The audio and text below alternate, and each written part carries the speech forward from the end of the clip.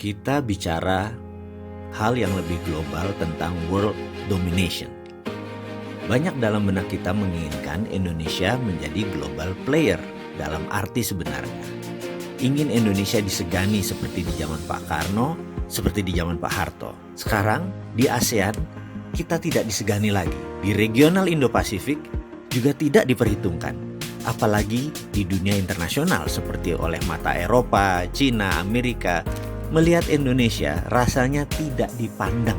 Dalam tanda petik ya dipandang ini. Tidak dipandang karena kita dianggap tidak punya kekuatan apapun. Kita hanya dipandang Indonesia punya penduduk yang besar yang cocok buat market atau pasarnya mereka. Punya alam yang banyak mineralnya, cocok untuk dieksploitasi. Gak ada tuh kepikiran untuk membuat Indonesia makmur.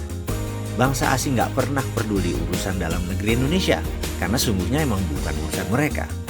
Indonesia dilihat bagaikan negara budak, slave country, tidak terlalu berdaulat. Buktinya, rupiah kita diawasi. Negara kita dikangkangi dengan pengawasan ketat dari sistem perbankan dan keuangan. Hingga militernya pun kita dibatasi. Kita ini tidak berdaulat sama sekali. Produksi industrinya tergantung negara asing. Pangan tergantung negara asing. Energi tergantung negara asing. Kita Indonesia yang tersisa hanya pasar dan jadi negara dagang. Kita import atas semua barang. Indonesia ini terjebak dalam middle income trap country. Tidak akan naik-naik pendapatan negaranya, akan segini terus hingga 10-20 tahun ke depan.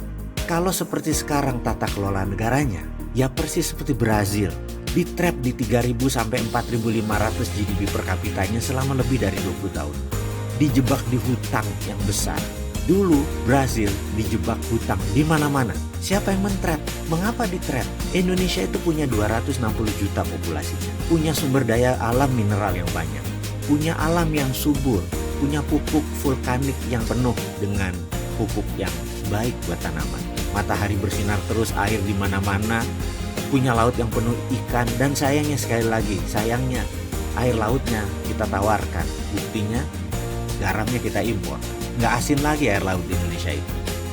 Bayangkan, kalau Indonesia GDP per kapitanya sama dengan Malaysia, 10.000 dolar. Kekuatan keuangan kita jadi 3 kali lipat, yaitu 3 triliun dolar dari yang sekarang. Apa yang terjadi? Indonesia bisa bangun angkatan perang yang kuat, bisa menjadi kekuatan yang menakutkan, dan itu tidak boleh. Kalau Singapura atau Monaco atau Hong Kong atau yang biasa disebut city country, mereka bisa GDP per kapitanya 50.000 atau 15 kali dari Indonesia, boleh. Mengapa? Karena sekaya-kayanya Singapura nggak akan bisa membangun angkatan perang. Baru terbang aja pesawatnya sudah ke Indonesia wilayahnya. Jadi nggak akan pernah bisa.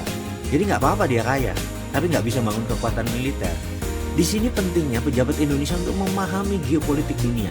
Indonesia harus tahu pemain dunia itu mau apa dengan Indonesia. Lihat contoh yang lain lagi. Cina misalnya. Cina tidak akan membuat Indonesia yang saat ini 3.800 GDP per kapitanya jadi 5.000, jadi 10.000 nggak bakal. Tambah 5 tahun lagi deh. Cina di Indonesia saat ini secara gede-gedean nggak akan GDP kita naik jadi 5.000. Paling ditahan di antara 3.700 sampai 4.500. Percaya deh, GDP-nya akan dibikin segitu-segitu saja. Tapi setiap insan Indonesia saat ini berkeinginan Indonesia jadi negara besar. Lalu bagaimana caranya?